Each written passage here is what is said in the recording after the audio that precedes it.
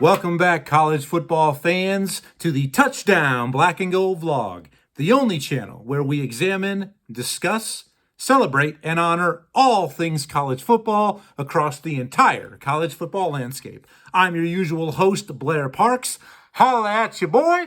It's great to be back with you, and what I've got on tap for you today, this is my Week 5 preview and picks episode. And wow, what a appetizing, sizzling, juicy, and sexy, just plain sexy lineup of games we have here for Week 5. And I cannot wait to talk more about these and to pick them and preview them here later in this episode. And I'm so thankful that you're here along for the ride. For those of you who are returning, thank you for your continued support and all that you do for the channel, because without you, none of this is possible. It is an absolute honor and pleasure for me to be here with you, my fellow college football brothers and sisters and fanatics, each and every week, sharing my love and joy and passion for all things college football. And if this is your first time here on the channel, thank you. I hope you enjoy it, and please, let's continue to help the channel grow in any way, shape, or form that you could. So I would really appreciate and thank you for any likes, any rates, and of course those subscriptions. So click that notification button, subscribe, and I always encourage, welcome, ask for, and welcome your comments, your participation. I want to hear from you, so express your college football voice, get involved, comment below, and I promise that I will get back to each and every one of you much sooner than later via those comments. All right, so let's go ahead and get back here to the current episode, my Week 5 preview and picks. And I do want to give a quick shout out and much love to everybody who got involved with my last episode, especially the Nebraska fans. You came out in droves. I posed this question to you, the college football fans, if whether you believe Nebraska is still currently a blue blood program. I heard a lot of good comments, so thank you for everything that you did, and hopefully I can hear from some of you again. All right, so my usual lineup here on my preview and picks episode, I do have a shameful moment from Week 4 that I will share with you quickly first. Then after that is my post Week 4 heading into Week 5 updated power rankings. Then I do have a quick update on where I see the current Heisman Trophy race, where it is as far as the short list of who I think would be the four participants or invitees to NYC at the end of the year for the coveted Heisman Trophy Award. And then after that segment, we move into my Week 5 trap games, followed by my Week 5 preview and picks. So stick around, put your feet up, get comfortable, grab that beverage of choice, and I hope you enjoy the episode. And please, once again, like, share, rate, subscribe, but definitely comment below. All right. So one of my favorite newer additions to the episode this year is those shameful moments, and I will let them take it away. Shame. Shame. Shame. And we did have one of those, unfortunately, during Week 4. Quickly, after UCF's dominant win over the weekend, 34-9, a victory over visiting North Carolina, the Tar Heels, I'm going to go ahead and say this on record right now. It's not a big surprise to this individual, but the Bill Belichick era and experiment via college football anyway, it's an absolute failure. I love Bill Belichick. He's a living legend, but not maybe at this level. And I think maybe with the signing, North Carolina, signing the NFL legend, all of the Super Bowl trophies and rings, maybe they won signing day, but is this the big surprise that he's flaming out? He's already flamed out. Right now they are 2-2 on the season. Yes, they can beat the Richmond Spiders of the world and the Charlotte Miners of the world. But against two fellow Power Four conference teams in UCF and the opening weekend against TCU, they've been outscored 82-23. And when I look at the rest of their schedule, I do have it here, I don't really see where there's a lot of wins coming. I mean, they host Clemson, which we know Clemson is down. They're not really living up to par, but still, they have way more talent than North Carolina does. They travel cross country to take on the Cal Golden Bears in the Bay Area. So heading that far out west, I don't see that being a victory. They're home against a very, very solid Virginia team. Then they travel to Syracuse, a team that just went on the road and upset Clemson in Death Valley, yet they lost their starting quarterback, did the Orange Men, but still, that's a better team. Now, they do host Stanford, and they travel to Wake Forest in back-to-back weeks. Those are probably their two best chances for victories the rest of the year. Then they finish up with a home game against Duke, and then at NC State. They're not going to win those games. So I think ultimately they're looking at 4-8, best case scenario for the North Carolina Tar Heels under first-year coach Bill Belichick. And I did say once upon a time in my preseason episode that do not be surprised if Bill Belichick is 1 year and gone, out of Chapel Hill, his tail between his legs, whether he gets chased out by the upper echelon or the fan base, or if he simply returns back to the NFL and takes a position at some facet. But it's an absolute disaster. It is a failure. And I think maybe 98% is the chance that he will be gone at the end of the year, whether it's by his own design or not.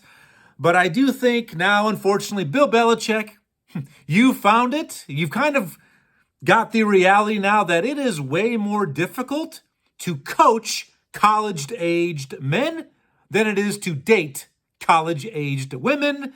So Bill Belichick, unfortunately, I say for you, hopefully you can rebound, but if not... Shame. Shame. Shame.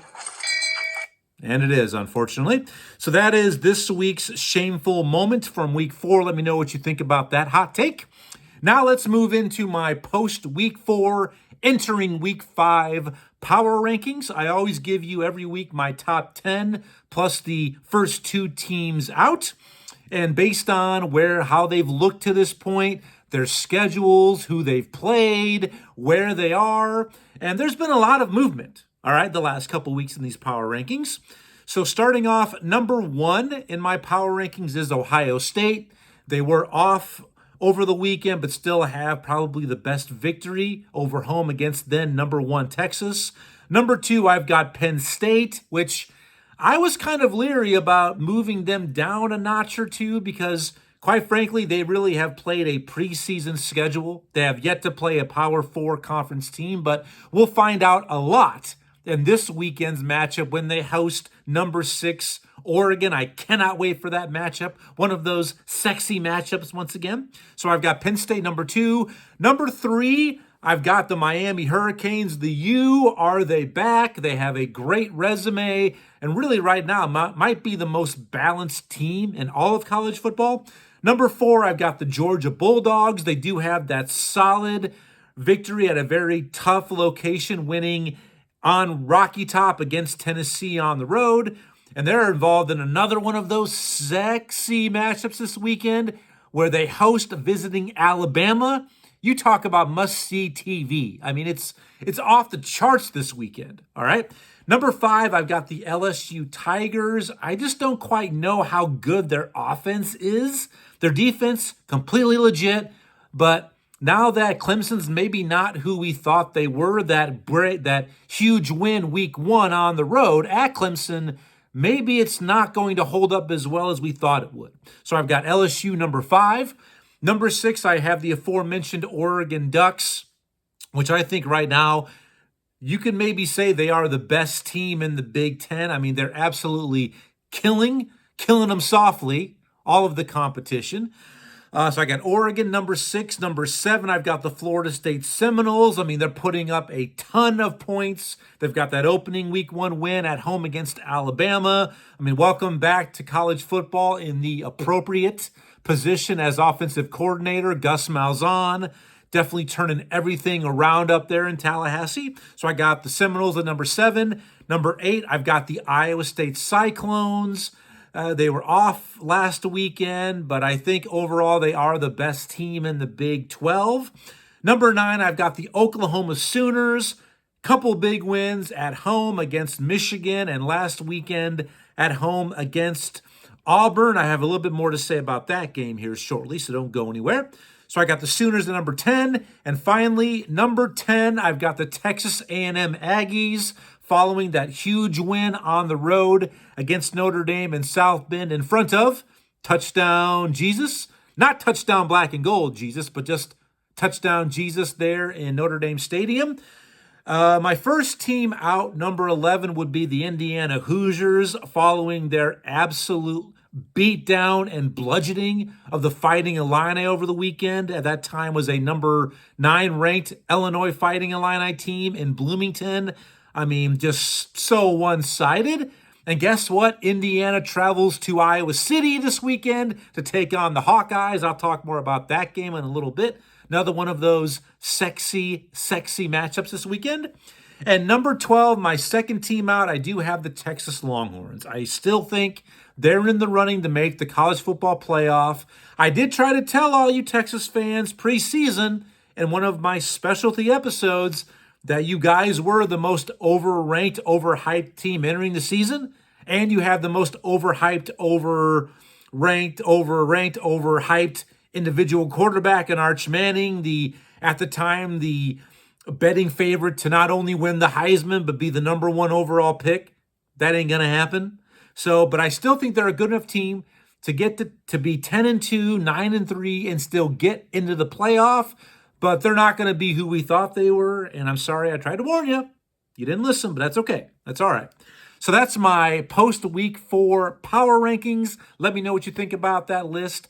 Let me know, do you think this team is too high? This team is too low? Hey, where's this team? Add this team, take out this team. Let me know. Blow up the comment section below. Like, share, rate, subscribe. Thanks for all you do, because after all, I want to find more college football fans just like you. All right. Speaking of the Heisman Trophy, let's move into my next segment here on this week's episode, my updated Heisman Trophy race standings. And every week I like to give you my top 4. These are the 4 cats that I think if the season ended today, they'd be invited to the prestigious NYC Club for a chance to hoist the greatest individual award our sport has to offer, the Heisman Trophy. So my short list, and there's actually not been much movement. I have added 1 individual over the last couple of weeks in alphabetical order. I've liked Georgia Tech quarterback Haynes King. He's doing great things down there in Hotlanta with the Yellow Jackets. Next, I've got Oklahoma quarterback John Mateer.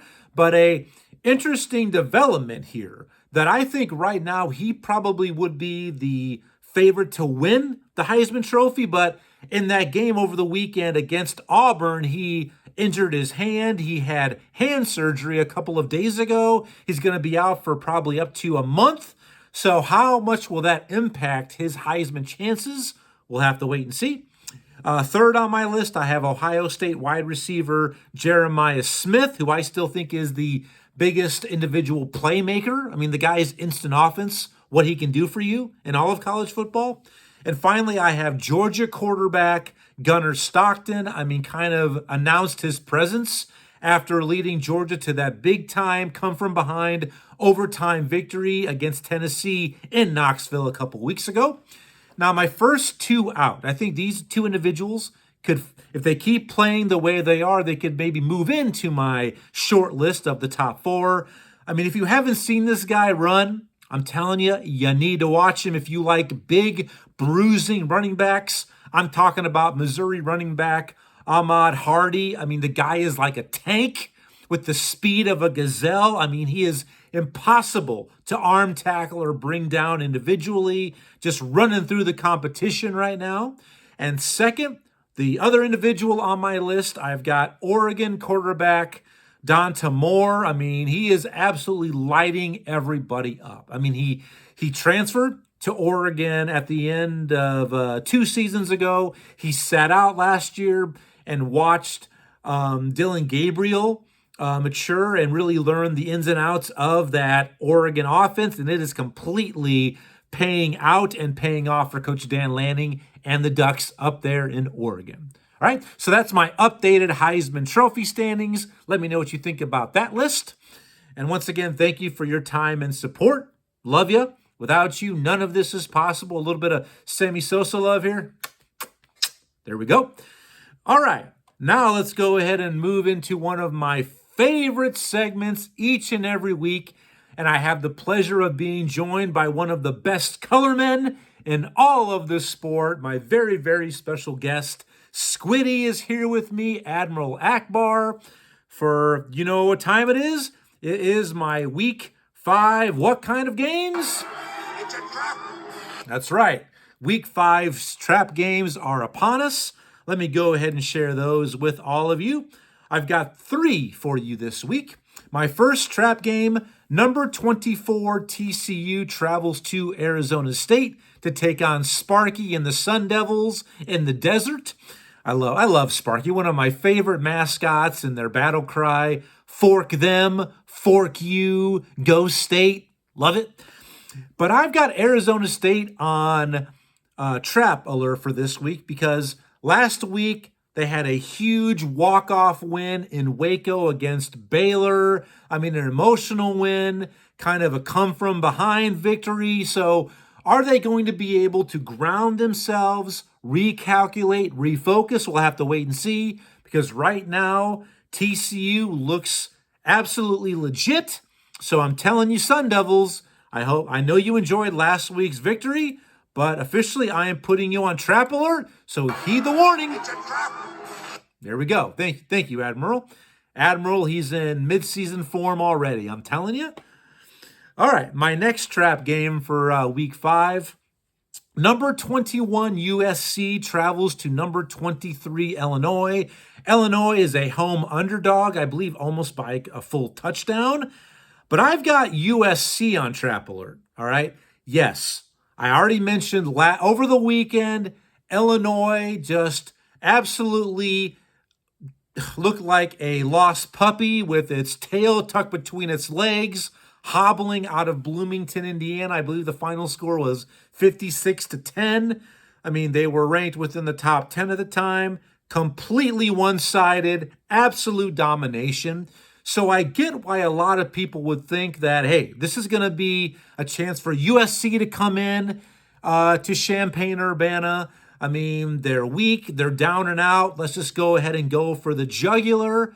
But that's why I'm putting USC on trap alert, because I think Illinois, it comes down to pride. How are you going to be able to answer the bell? Are you going to be able to pick yourself up off the mat, play an inspired game in front of what I assume is going to be a huge sellout, amped up crowd, and they're going to need the crowd support? I just think, knowing Brett Bielema like I do from his sound bites and just seeing his interviews, I think he is not going to let these guys stay down in the dumps. I think he inspires them. This is all about pride. So I like Illinois in this game to be competitive. So USC, what we saw last week may have just been an abomination. That's why I've got you on. It's a trap. Thank you, Admiral. And my last trap game for week 5, Rutgers travels to Minnesota. And I've got Minnesota, the home team, on trap alert this week, because watching Rutgers last Friday, I mean, Friday night, Iowa traveled to Piscataway, got the dub there in front of a much improved Rutgers team. I think this team can score offensively. They've got some great options at wide receiver, tall, physical guys. And Minnesota, I think they might be looking past the Scarlet Knights a little bit, because next week, Minnesota hosts number 1 Ohio State. So I'm just telling Goldie, you better not be looking ahead. And plus a little bit of an addition, this is really kind of a spicy matchup, is returning to the Twin Cities is former Minnesota quarterback Ethan Kaliakmanis, the Greek god. He returns to try to take down his former team as the QB1 of Rutgers. So Minnesota, you best be on the lookout. Do not be looking past the Scarlet Knights, because this is an absolute what kind of a game? It's a trap. All right. Thank you, Admiral, as always. And those are my Week 5 trap games. Let me know what you think about that. What are the chances maybe that Arizona State, USC, or Minnesota, get upset, whether on the road or at home? Or if there's another team that you think I should have put on Trap Alert, let me know below. Comment, like, share, subscribe. Thanks for all you do. All right, now it's come that time, the segment you've all been waiting for. Here is my Week 5 preview and picks segment. And as usual, or if this is your first time with me here on the channel, each and every week I select 10 games to preview and pick. Some of them are the big games that all of us are aware of, and some might be kind of those under the radar kind of games. But within those 10 games, I always have 4 specialty games. I always have an Academy game of the week, which is going to always include either Air Force, Army, or Navy, one of the Academy schools, as my way to salute the fighting men and women, past and present, of the United States military. I always have my group of 6 matchup of the week, a great big-time matchup at the lower conference level of FBS Division I. I always have my Iowa Hawkeye pick, the weeks that Iowa does play, which they do this week. And my 4th specialty game is my spotlight game of the week, what I believe is the biggest game of the week, which will end up having the most ramifications within conferences and ultimately the college football playoff. All right. And what I do, last week I went 6-4 overall, so I had a winning record. So overall for the season through 4 weeks, I am 23-17. Good for only 58% accuracy. Yikes. I mean, I don't expect the call from College Game Day to be replacing the legend Lee Corso anytime soon. I just don't. But I'm at 58% for the season. Now, I share with you prior to week 1, my goal is by the end of the year, the regular season, to be at or above 75%. So I got a little bit of work to do. I got time, but I got to have a few good weeks here, just back to back to back. So hopefully it gets started this week, even though I do have a few upsets that I'll share with you here right now. All right, so without further ado, let's get to it. All right, so my first game out of the chute, I'm coming out guns a-blazing.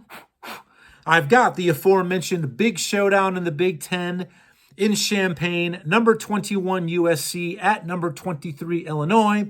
Illinois, as of yesterday, is a 6.5-point underdog at home. I just think, once again, this is a pride opportunity. USC has to travel halfway across the country. It's going to be a early start time. But for them, it's going to be, 9 a.m. start time. This is the Fox Big Noon game, kicking off at 11. Go figure.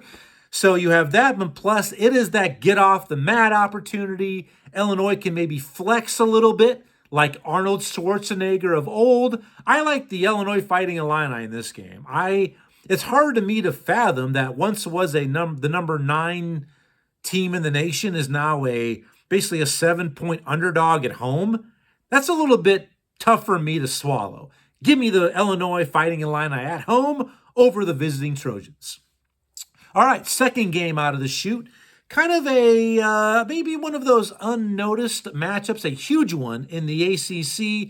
Undefeated Louisville, they travel to the Steel City to take on Pittsburgh. And Pitt currently is a 4.5-point underdog at home. I love Coach Braum at Louisville. I'm so happy he has moved on from the Big Ten because as Hawkeye fans know, His wide receivers still haunt us in our dreams. The stuff of nightmare, what he did against us, because the guy is an offensive guru, an offensive, aunt, right? But they're going to face a tough Pittsburgh team, a team that I am very still high on and bullish on. I did tell you preseason I thought Pitt's a team that maybe could cause a little bit of havoc in the ACC that could really knock off a couple of the upper echelon teams, and I'm sticking with them. I think this is the best team Louisville has faced, a tough defense. I think Pat Narduzzi is starting to feel a little bit of the heat on his seat. I think they need a big victory. It's going to happen at home. Give me the Panthers at home over the visiting Louisville Cardinals. All right, next game out of the chute. Wow, huge game in the mighty SEC conference. Some of you might have thought this could have been my spotlight game of the week. I considered it, but passed. I'm talking about number 4 LSU. The Tigers travel to number 13 Ole Miss to take on the Rebels. And I'm telling you, this is going to be a huge game. I mean, the Grove is going to be completely lively, wild, and Ole Miss currently is a 1.5-point favorite at home. So basically, this is a toss-up game in the eyes of Vegas and Atlantic City. So really, they are not really sure who's going to win this game. I'm all about LSU's defense. I'm also all about Ole Miss's offense. But it comes down to which do I think is going to execute better? Who do I trust more in crunch time? And plus it's at home. I like Ole Miss in this. I think Ole Miss is ready to take that next step. That's one thing that Lane Kiffin, other than no college football playoff appearances yet, he really hasn't had that huge upset victory for a while during his time there in Oxford. So I like it this weekend. I think Ole Miss will dispatch LSU. I think they're still trying to find an offensive identity. I think they pull away late, and they do win very convincingly. Give me the Rebels of Ole Miss over the visiting LSU Tigers. So there's one of those. Actually, that's probably the third upset I see already. All right, number 4, the next game on my list. Big one in the Big 12. Cincinnati. The Bearcats travel to Lawrence to take on the Kansas Jayhawks. They're currently a 4.5-point favorite. At home are the Jayhawks over the visiting Cats. I love Jalen Daniels. I think the guy will be the best player on the field. He is must-see TV for what he can do both with his arms and his legs.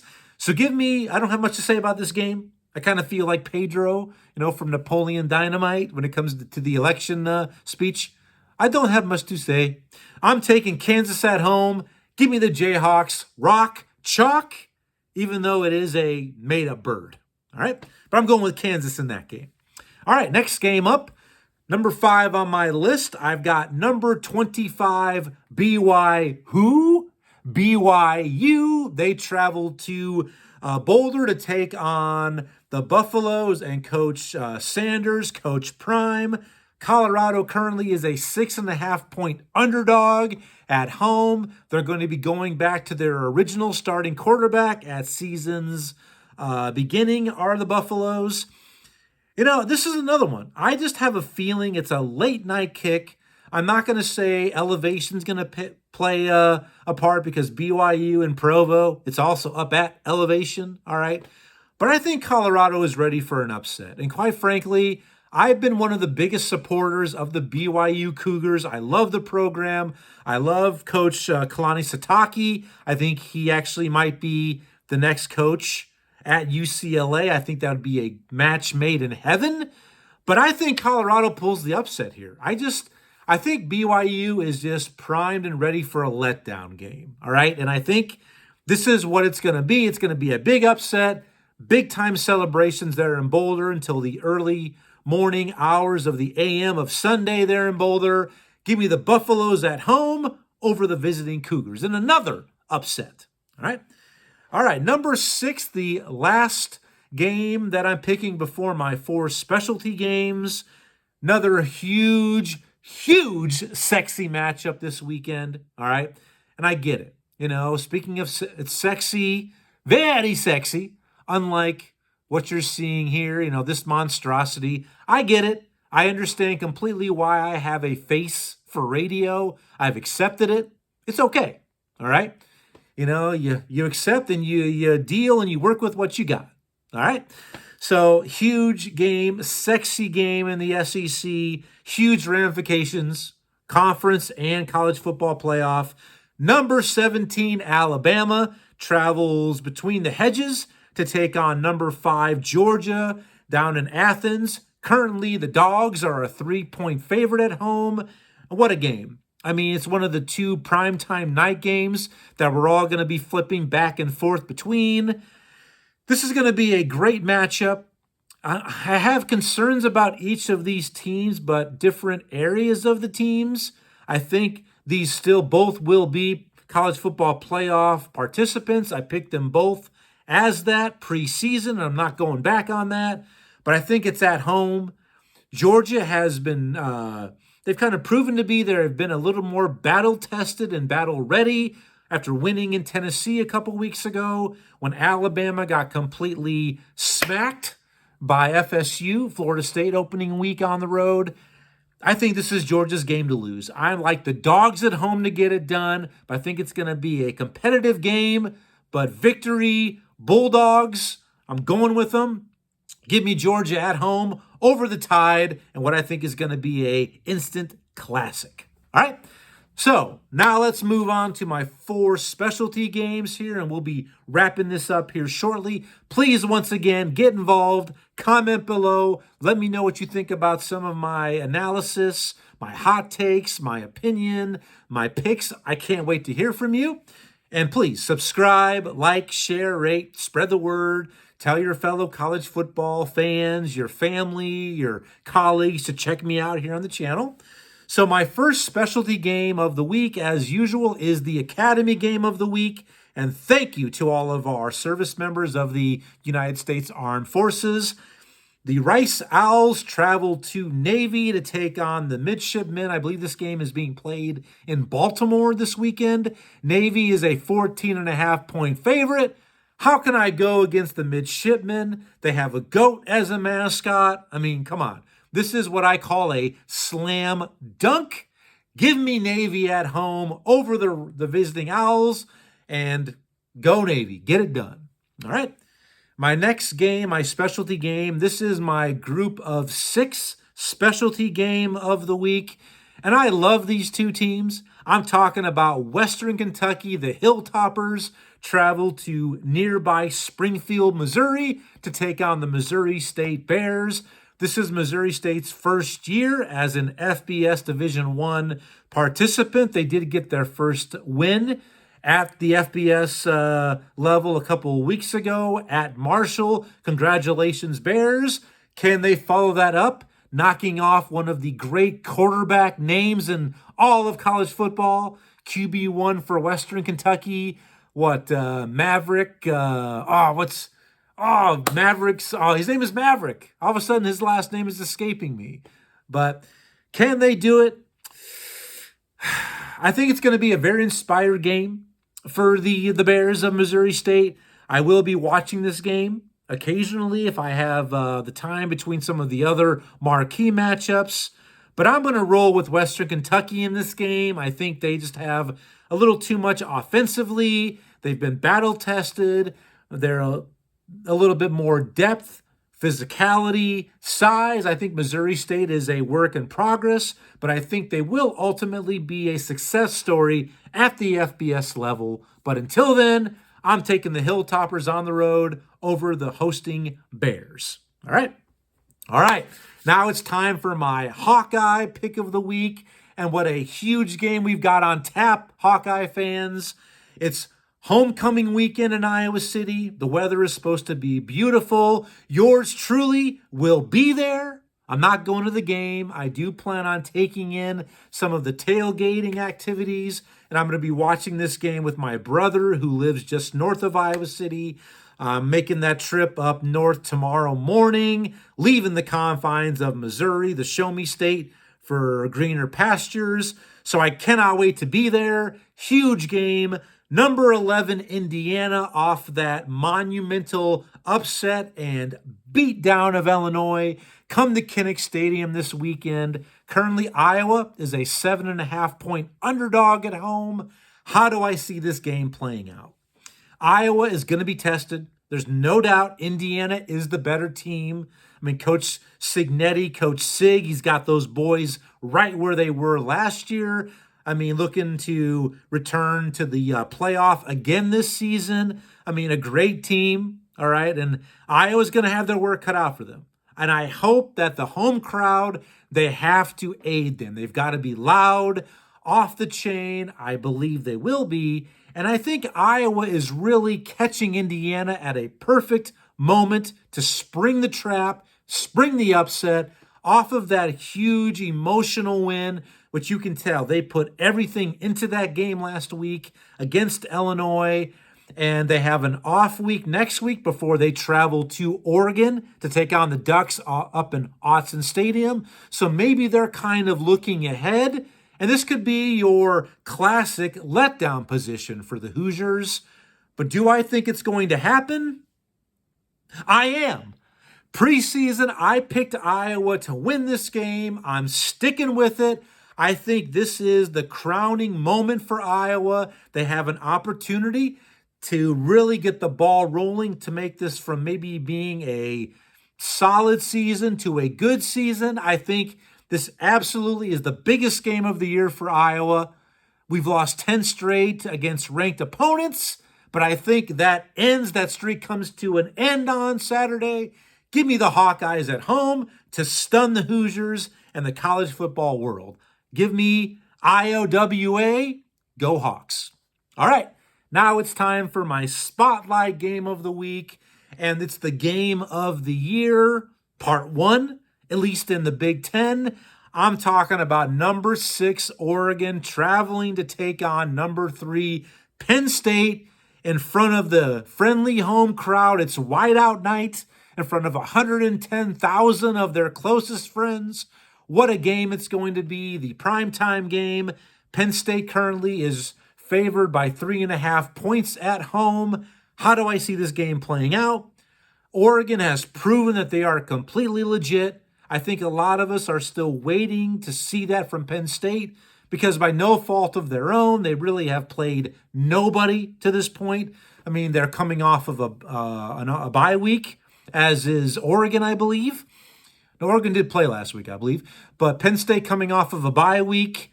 They've had some time to really get settled in, to focus, get primed and jazzed and ready mentally and physically for this matchup. Will we see number 3 Penn State pull it off? I don't think we will. That's right. I'm going with another upset. I like Oregon to go on the road. I think right now they've proven to be a better offense. I think Penn State's defense, completely legit. Quarterback Drew Aller is solid. Their running backs, that two-headed monster, awesome. But I just don't know if it comes down to offense. Can Penn State simply outscore Oregon? I don't know. And that's been the biggest question mark for Penn State for years now. I mean, Nittany Lion fans will absolutely agree with me, is can they just push the ball downfield vertically to their wide receiver core?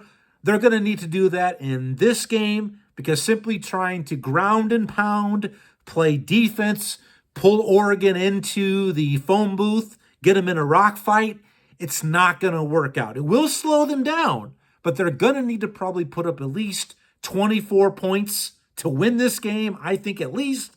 I don't think they will. I like Oregon to come into Beaver Stadium, pull a monumental upset, and take care of business and send the Penn State loyal fans home with a loss. But I do think Penn State and Oregon still will both make the college football playoff, as I predicted preseason. I'm sticking by that because I'll get back to Game of the Year Part 2 in a few weeks when Penn State travels to Ohio State. All right, that's it, guys and gals. Thank you very much for your time, your attention, your support for for the Touchdown Black and Gold vlog. Man, what an absolute feast and buffet that we have for this weekend. I cannot wait. If you're a college football fan, get everything done early, your chores, your obligations, because you have got to tune in this week to all of the action-packed games. All right? So I will be back. I'll be joined by a special guest on Saturday, probably right after the Iowa-Indiana game wraps up, or I might be going on air while the game is still in progress. I will be having a instant reaction and recap episode with a very special guest, somebody very dear and close to my heart. Not going to say who, you got to watch. It's been a while since he's been on the channel, but I will be with you on Saturday and back early next week for my Week 6 preview and picks episode. So until then, enjoy the rest of your work week, your school week.